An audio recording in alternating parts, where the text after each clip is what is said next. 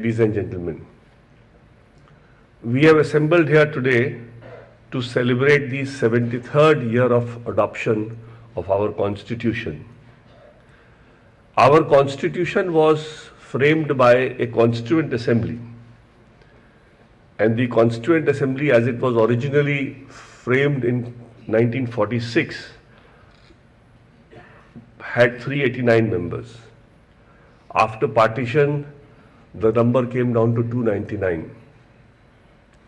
Out of this, 70 were nominated by the princely states, and the rest were elected by an indirect vote from the provincial assemblies. The members of the Constituent Assembly had deep vision, intellect, and caliber, and that is how, with a lot of deliberation, they could produce this magnificent document which we all see today. But unfortunately, what will happen in the years to come could never have been foreseen by the Constituent Assembly. There were certain imperfections in the Constitution.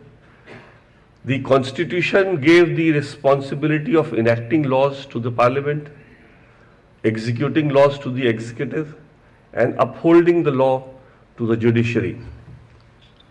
The judiciary in all these years, while doing justice, have also been noticing some imperfections in the original Constitution.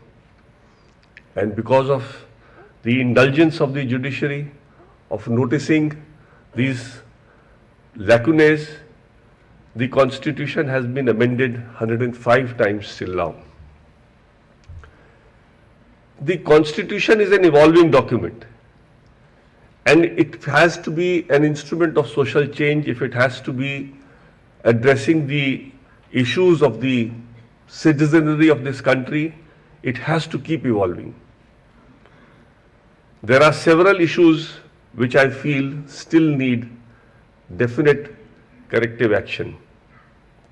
And three things which I think are very important for our Constitution to survive and to prosper and our country to grow and become a world leader is by bringing in law to bar criminals from getting into politics. The anti-defection law, which has been made with a very salutary purpose of ensuring that there is no crisscrossing of people who get elected by a particular political party, needs to be strengthened. A person who is accused or is found guilty of the anti-defection law cannot be permitted to get back into the same house. He should be definitely debarred for the entirety of the house in which he is alleged to have defected. And lastly, I feel that the collegium system also needs improvement. I have always advocated that the collegium system was the right system, provided it functioned properly.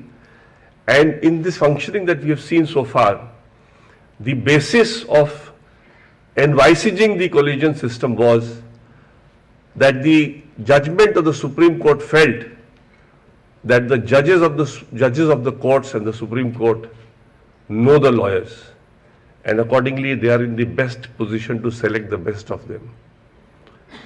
The premise on first blush looks very attractive, but on a deeper scrutiny, it is seen that it is impossible for any collegium to know the lakhs and lakhs of lawyers practicing in a high court.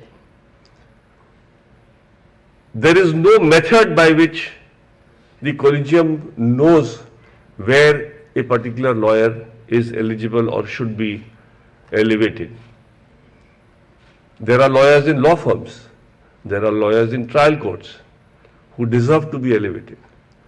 But this system of collegium knowing the person personally to elevate is an extremely faulty system, and in the process our judiciary is suffering, and the judiciary, being the upholder of the Constitution, needs to be given topmost primacy, because even a law passed by unanimity by the entire Parliament can be set at naught by two judges sitting in the courtroom.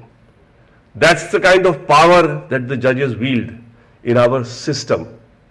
And to ensure that this power remains in the right hands, we have to ensure that the system remains relevant. I will only beseech the audience here today to think about this, because our constitution, in order to be relevant and vibrant, has to keep churning and finding out better solutions. With these words, I will wish all of you a very happy 73rd Constitution Day in our 75 years of independence. Thank you.